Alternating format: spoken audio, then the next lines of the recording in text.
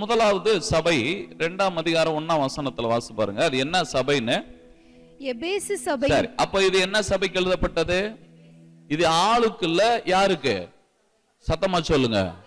இது ஆளுக்கு எழுதல, சபைக்கே எழுதுறார். அப்படின்னா இந்த தேவனுடைய சபை என்று சொல்லுகிற எபேசு பட்டணத்தில் இருக்கிற தேவனுடைய சபைக்கு எழுதுகிறார்.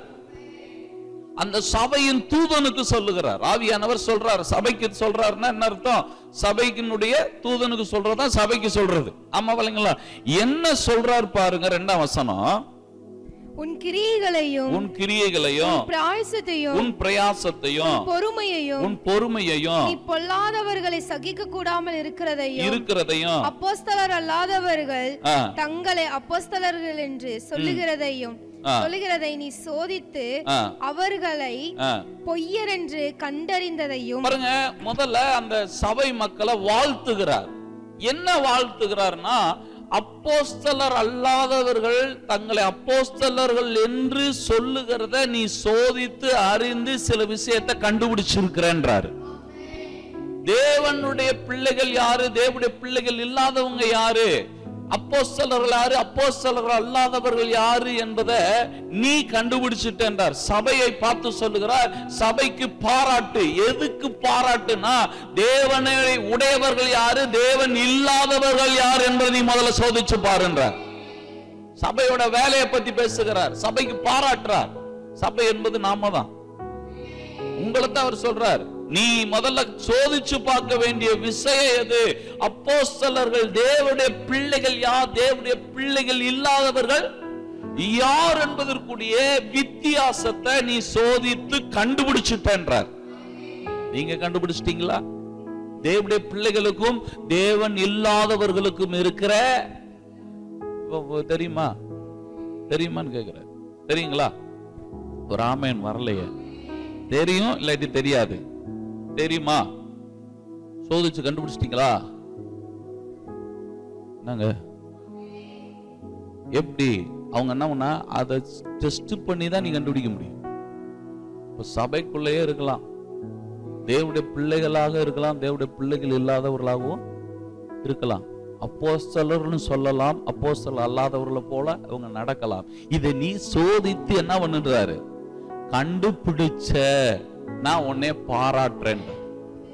எல்லார்ட்டையும் கவனிக்க வேண்டிய விஷயம், உன் கிரியைகளை, சபை என்ன கிரியை செய்கிறது அதை பத்தி அவர் பேசுற. உன் கிரியைகளை, உன் பொறுமையை நான் என்ன பண்ணி இருக்கிறேன்? அறிந்து வைத்திருக்கிறேன். எனக்கு தெரியும். இப்ப என்ன சொல்றாரு?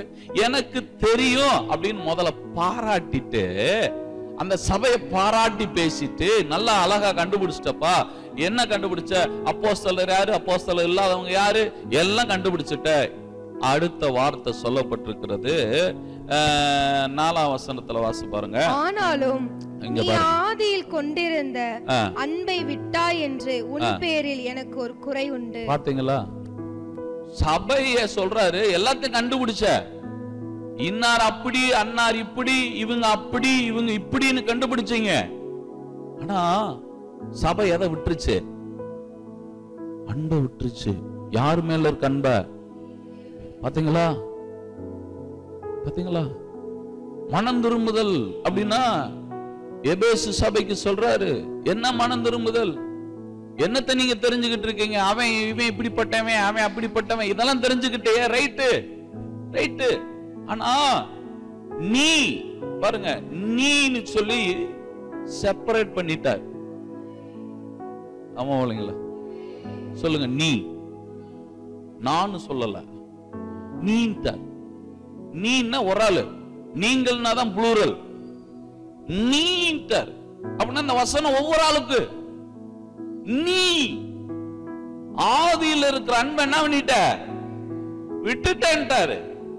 அப்படின்னா தேவனுக்கு நீ எது பெரிய விஷயமா தெரியலன்னா, நீ எல்லாத்தையும் கண்டுபிடிச்சிட்ட, அவங்க எப்படி இவங்க எப்படி அது இது எல்லாமே ரைட்டியா அப்படின்றாரு. ஆனா உன்கிட்ட என்ன இல்ல? ஏன் மேல என்ன இல்ல? தேவன் மேல அன்பு இல்ல. எபேசு சபையின் தூதனுக்கு மனம் திரும்புதல் குறித்து பேசும்போது உனக்கு என் மேல என்ன இல்லைன்றார்? அன்பு இல்ல. அப்படின்னா என்ன சொல்ற? ஆகையால் நீ இன்ன நிலைமையிலிருந்து, எல்லாரும் அந்த வார்த்தையை சொல்லுங்க, இன்ன நிலைமையிலிருந்து, நீ இன்ன நிலைமையிலிருந்து விழுந்தாய் என்பதை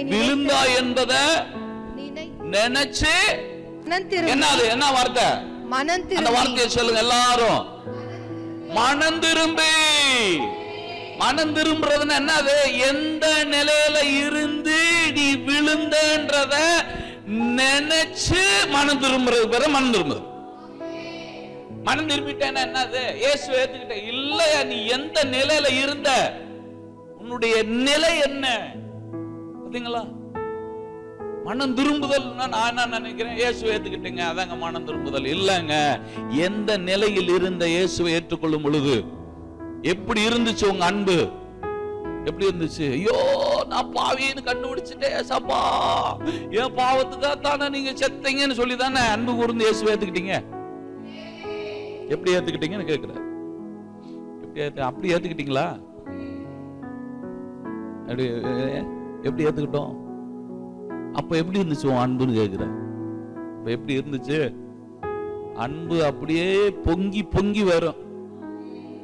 நம்ம ரட்சிக்கப்பட்ட பொழுதுல, இயேசுவை ஏற்றுக்கொண்ட பொழுதுல எப்படி இருந்தோம்? எப்படி இருந்தோமா? அப்படியே நைட்டு நாள் அப்படியே டபக்குன்னு முழிச்சு நின்று என்ன பண்ணிக்கிட்டு இருப்போம்?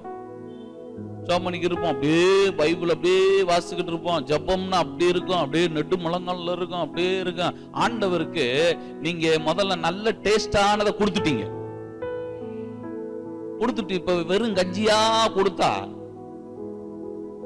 நான் உங்களுக்கே கேட்கிறேங்க, உங்களுக்கு நல்ல டேஸ்டானதை ஒண்ணு கொடுத்துட்டு அடுத்து நீங்க வர வர மட்டமானதா கொடுக்குறீங்கன்னு வச்சுக்கோங்க, மட்டமானதை கொடுக்குறாங்கன்னு வச்சுக்கோங்க, உங்களுக்கு தெரியுமா தெரியாதா? ஏங்க நீங்க முதல்ல எப்படி எங்களை கவனிச்சீங்க, இப்ப எப்படி கவனிக்கிறீங்கன்னு எங்களுக்கும்